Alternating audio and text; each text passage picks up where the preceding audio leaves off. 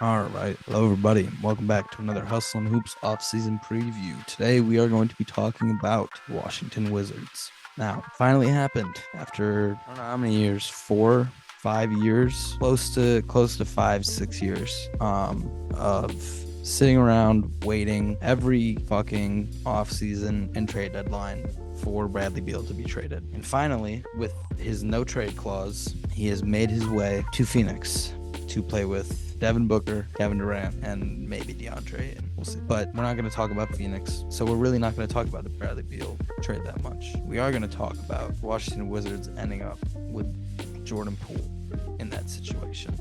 You obviously got Chris Paul from the Suns along with Larry Shamet, and then you flipped Chris Paul to the Warriors for Jordan Poole. Now, I'm sure there was some behind-the-scenes fuckery that we don't, that I don't know about or that I'm not explaining correctly, but that's what ended up happening. And you lost. He was gonna be gone, but you lost Tingus Pingus. You lost Kristaps Porzingis going to Boston with Marcus Smart going to Memphis, and Tyus Jones coming to Washington, which is really solid. You didn't completely lose out. You didn't get nothing in return for someone, leaving in free agency, which is nice. And now you have a nice trade piece in Tyus Jones, because a lot of teams are going to be going. A lot of teams. And I have one in mind. But either way, you also sent Monte Morris to Detroit to reunite with his home state, and you also re-signed Kyle Kuzma to a 4-year, $102 million deal. Yes, so that's some money. That's some money right there. But at the end of the day, if Dylan Brooks is making 20 mil, Kyle Kuzma is making 20 mil. But you did all that, and before that, you drafted Bilal Coulibaly, really interesting player. Victor Wembanyama's teammate out of France, was given a lot of primary ball handler responsibilities, I believe, near the end of the season and into the playoffs. I don't know. I watched, I believe, 30 minutes or so of tape, including like the no ceilings, offense, defense, playmaking tape.